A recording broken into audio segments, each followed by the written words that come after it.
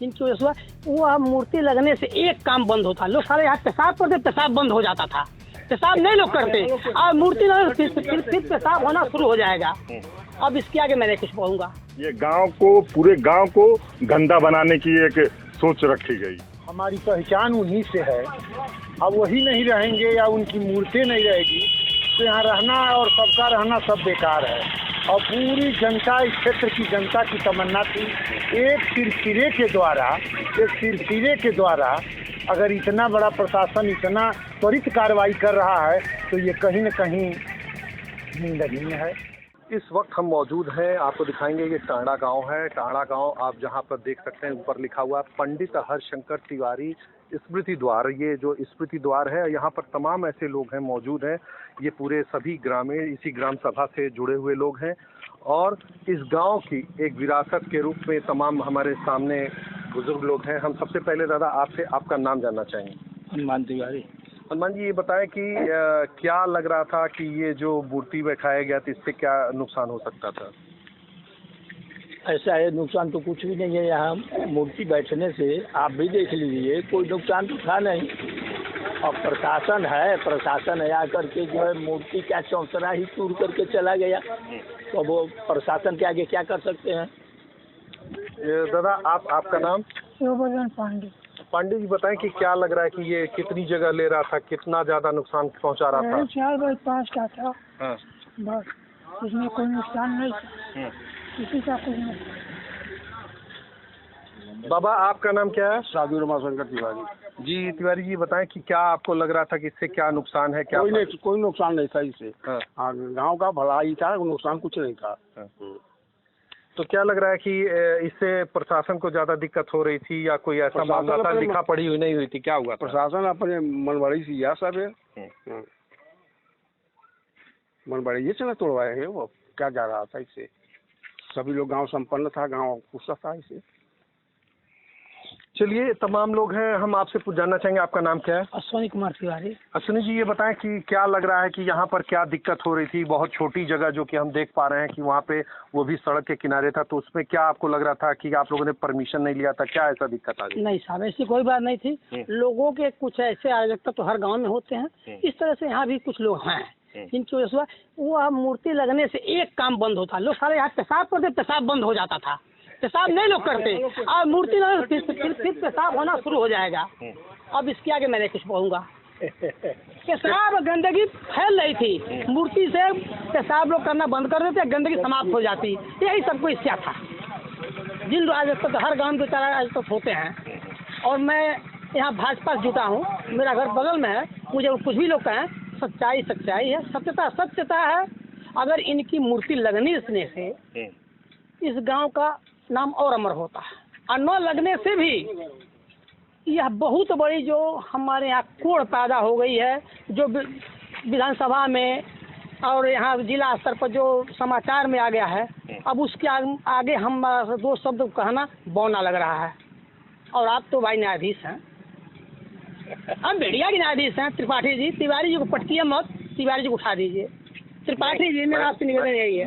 मैं इस चीज में कोई उठा पटक नहीं, मैं तो आपसे हकीकत जानने आया हूँ तो क्या है। और ऐसे में क्या गंदगी दूर हो रही थी, वो बंद हो गया लगने से। कोई पेशाब नहीं करता, कोने में नहीं भैया, कोने कचरा लोग पेशाब ही करते हैं, कहीं भी कोना कचरा हो।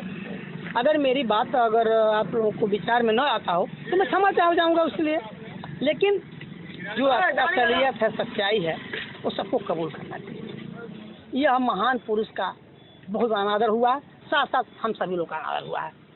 और कुछ पूछना है? चलिए, और भी लोग हैं तमाम। आपसे आपका नाम जानना चाहिए। मनोज त्रिपाठी जी। मनोज जी, बताएं कि त्रिपाठी जी क्या लग रहा है कि तमाम लोग को जो बातें कह रहे हैं, आपको क्या लग रहा है, क्यों हुआ? यह कुछ लोगों के ये गलत राजनीति के शिकार में ये गांव को, पूरे गांव को गंदा बनाने की एक सोच रखी गई, और ये गंदगी को दूर करने के ये इसी जगह पर पंडित हरशंकर तिवारी की फिर से मूर्ति का निर्माण किया जाए, और गांव को किसी व्यक्ति के, एक व्यक्ति दो व्यक्ति के छोड़कर किसी की वह है ये नहीं है।